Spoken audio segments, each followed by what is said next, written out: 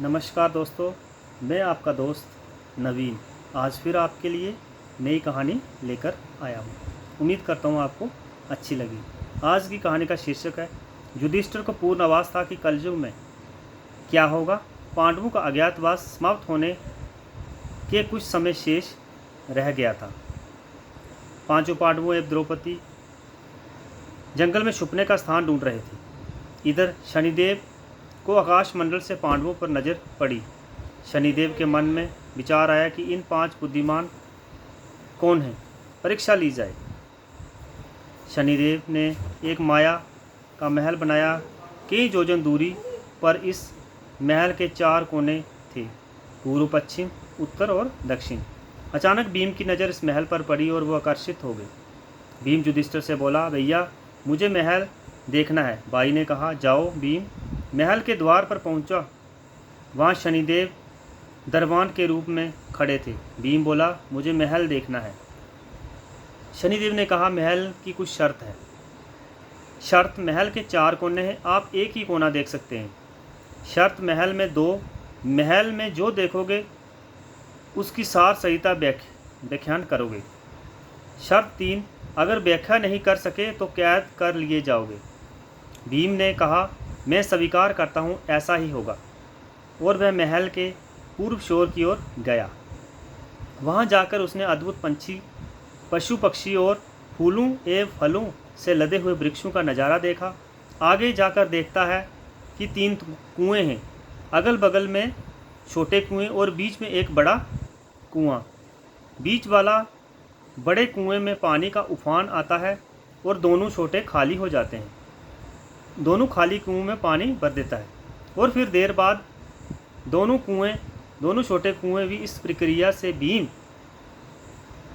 कई बार देखता है, वह समझ नहीं पाता और लौटकर दरबान के पास आता है।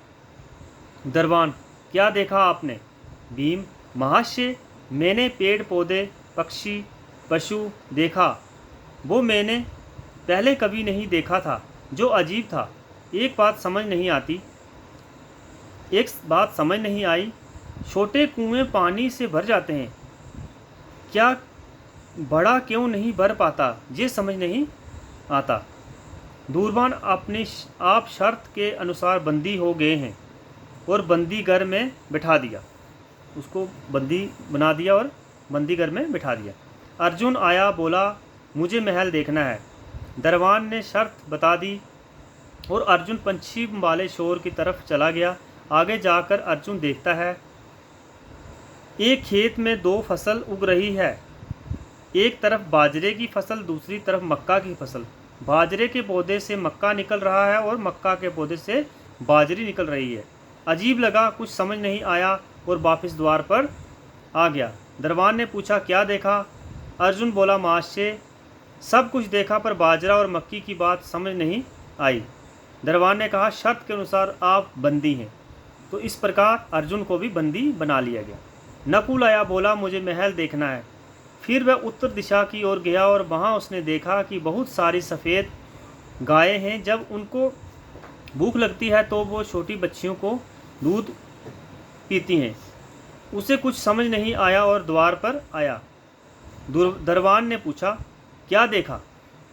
नकुल बोला, महाशय गाय बच्चियों को दूध पीती है, ये समझ नहीं आया, तब उसे भी बंदी बना दिया। सहदेव आया और बोला, मुझे महल देखना है। और वह दक्षिण दिशा की ओर गया।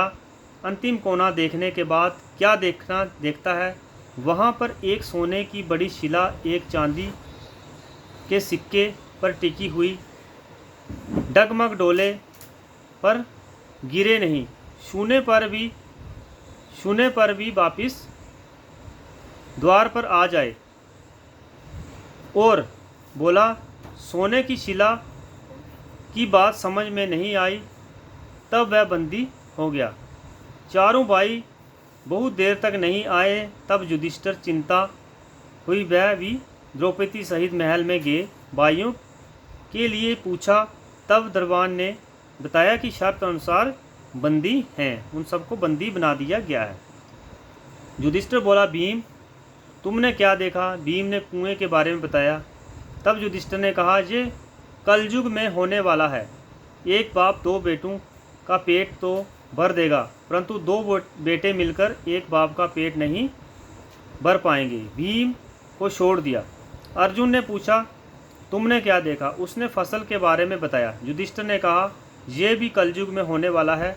वंश परिवर्तन अर्थात ब्राह्मण के घर शूद्र की लड़की, शूद्र के घर बनिए की लड़की ब्याही जाएगी। अर्जुन भी छूट गया।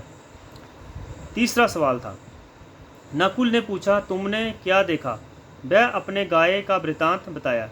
तब युधिष्ठिर ने कहा, कलयुग की माताएं अपनी बेटियों के घर में पलेंगी, बेटी का दाना खाएंगी और बेटे सेवा नहीं करेंगे। तब नकुल भी छूट गया। ये तीसरे सवाल का जवाब महाराज युधिष्ठिर ने दे दिया। सहदेव से पूछा, तुमने क्या देखा? उसने कोने की शिला का वृतांत बताया। जब युधिष्ठिर बोले, कलयुग में पाप धर्म को दबाता रहेगा, परंतु धर्म फिर भी जिंदा रहेगा, खत्म नहीं होगा। आज के कलयुग में ये सारी बातें सच साबित हो रही हैं। तो दोस्तों, महाराज युधिष्ठिर जो थे पांडव, उन सबको ये मालूम था कि कलयुग में क्या होने वाला है। तो आपको ये कैसी लगी मेरी बात? तो प्लीज़ अगर अच्छी लगी हो तो वीडियो को लाइक और चैनल को सब्सक्राइब जरूर करें। जय माता दी, जय श्री राम।